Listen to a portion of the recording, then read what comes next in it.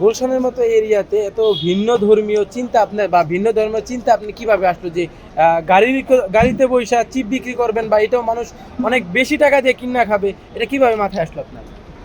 আচ্ছা, সো প্রথম কথা হচ্ছে আহ, মানে আমি বেসিক্যালি জব করি। সো আফটার মাই জব আমরা হচ্ছে এলাকায় আড্ডা দিতে দিতে তো একসময় ভাবছিলাম হচ্ছে গিয়ে যে এই সময়টা আড্ডা না দিয়ে আমাদের গাড়ি আছে, সো কিছু করা যায় কিনা, পোর্টেবল কোনো কিছু করা যায় কিনা যেটা মনে করেন হোমমেড ফ্রেশ হবে, ডেলি বানানো হবে, কিন্তু রেস্টুরেন্টের মতো খাবার পাওয়া যাবে, যেটা খাওয়ার জন্য আপনার 10-15 মিনিট বা 20 মিনিট রেস্টুরেন্টে গিয়ে যেরকম অপেক্ষা করতে হয় তেমন অপেক্ষা করতে হবে না, অন দ্য গো, মানে আপনি যেতে যেতে ভালো একটা খাবার স্ন্যাক্স হিসেবে খেয়ে চলে যেতে পারবেন, এমন কিছু কি করা যায় কিনা।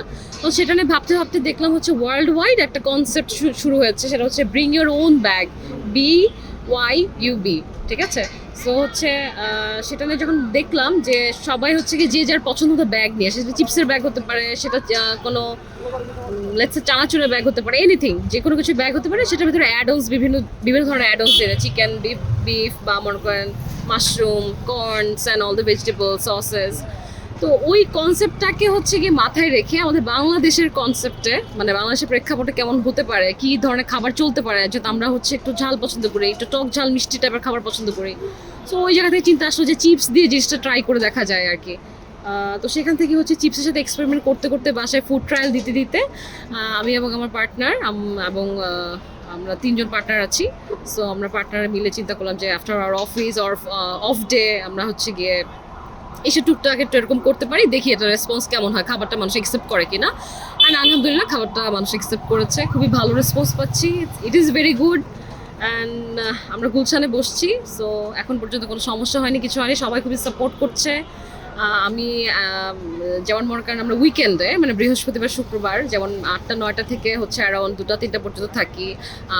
আমাদের 3জন পার্টনার মধ্যে আমি একজন মেয়ে, বাট এত রাত পর্যন্ত থাকার পরেও এই এলাকায় কোনো সমস্যা হয় না, কোনো কিছুই হয় না। So it's all safe, it's all good, মানুষ অ্যাপ্রিসিয়েট করছে। আমি একজন ওয়ার্কিং ওমেন হয়েও সেল করছি, এটা কেউ খারাপ চোখে দেখছে না, অ্যাপ্রিসিয়েট করছে, সেল হচ্ছে, এবং আলাদা কোনো প্রবলেম ফেস করছি না। So that is my response for your question. আপনার ফ্যামিলি আপনাকে কতটুকু সাপোর্ট করছে? আমার ফ্যামিলি আমাকে খুবই সাপোর্ট করে। My husband is with me most of the time after his office. So and all the support is like আপনি যেটা জিজ্ঞেস করছেন যে আফটার মাই অফিস কোনো কেউ হেল্প করে কিনা কাজ টাজ করতে, ডেফিনেটলি আমার হেল্পিং হ্যান্ড আছে, আমার সিস্টার আছে, আমার প্যারেন্টস তো ডেফিনেটলি, অ্যান্ড আমার হাজব্যান্ড 24 আওয়ার্স হচ্ছে হেল্প করে। আপনি একজন মেয়ে হয়ে এত সুন্দর মানে গুলশানের মতন এরিয়াতেও আপনি দেখাচ্ছেন যে আমি চাইলে কিছু করতে পারবো। ডেফিনেটলি সবাই করতে পারবে। আপনি অন্যান্য মেয়েরা যারা চায় মানে করতে কিছু কিন্তু পারতেছে না, বলতেছে আমার বাজেট সমস্যা, আমার এই সমস্যা, ওই সব, তাদের উদ্দেশ্যে আপনি কিছু বলতে চান বা তাদের কোনো মেসেজ দিতে চান? দেখেন ব্যাপারটা হচ্ছে গিয়ে উইল পাওয়ারটা সবচেয়ে বড়, মানে আপনি যখন একটা জিনিস চিন্তা করবেন যে আমি ওই জায়গাটা যেতে চাই, ধরেন আমি খাবার বিক্রি করতে চাই, দ্যাট ইজ নট দ্য মোটোটা হচ্ছে যে আমি একটা বিজনেস ওম্যান হতে চাই অথবা বিজনেসম্যান হতে চাই অথবা আমি ব্যবসা করতে চাই, আমি আর্ন করতে চাই, ওটা হচ্ছে মোটো।